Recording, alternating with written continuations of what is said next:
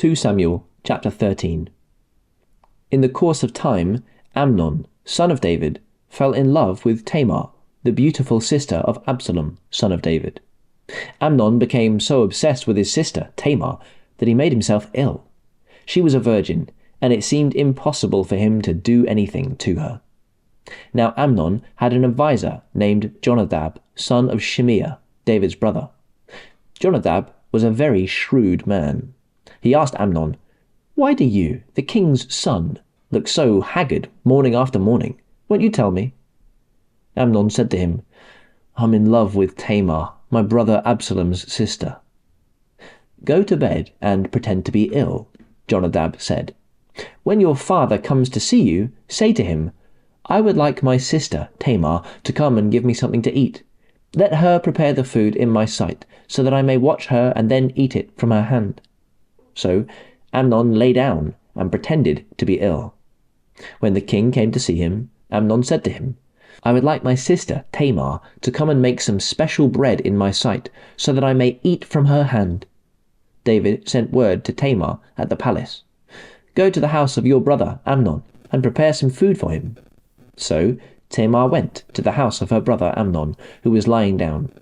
She took some dough, kneaded it, made the bread in his sight, and baked it. Then she took the pan and served him the bread, but he refused to eat. "Send everyone out of here," Amnon said. So everyone left him.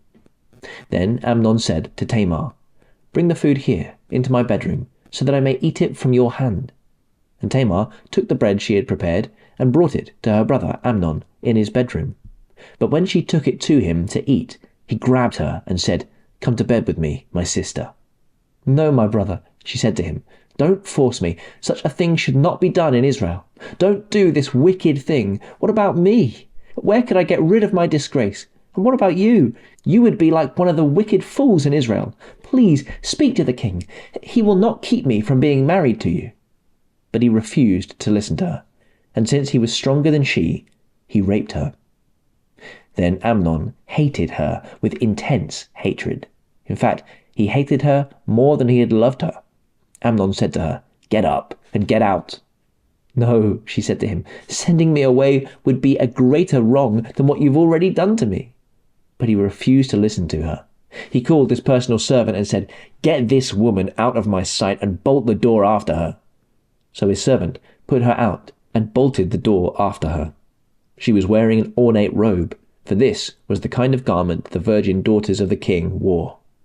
Tamar put ashes on her head and tore the ornate robe she was wearing. She put her hands on her head and went away, weeping aloud as she went. Her brother Absalom said to her, "Has Amnon, your brother, been with you?" "Be quiet for now, my sister. He is your brother. Don't take this thing to heart." And Tamar lived in her brother Absalom's house, a desolate woman. When King David heard all this, he was furious, and Absalom never said a word to Amnon, either good or bad.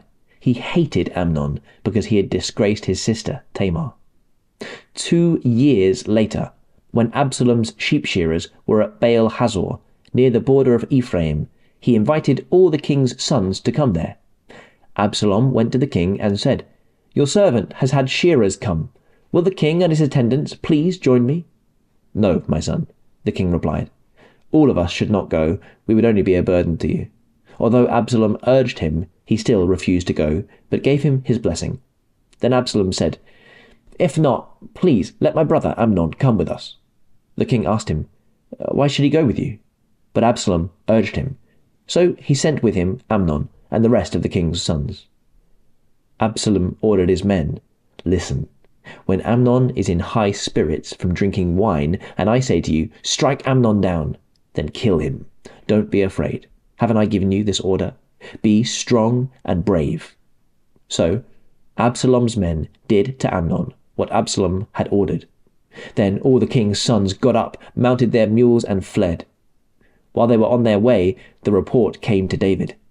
"Absalom has struck down all the king's sons. Not one of them is left." The king stood up, tore his clothes, and lay down on the ground, and all his attendants stood by him with their clothes torn. But Jonadab, son of Shimeah, David's brother, said, "My lord should not think that they killed all the princes. Only Amnon is dead. This has been Absalom's express intention ever since the day that Amnon raped his sister, Tamar. My lord the king should not be concerned about the report that all the king's sons are dead. Only Amnon is dead." Meanwhile, Absalom had fled. Now the man standing watch looked up and saw many people on the road west of him, coming down the side of the hill. The watchman went and told the king, "I see men in the direction of Horonaim on the side of the hill." Jonadab said to the king, "See, the king's sons have come. It has happened just as your servant said."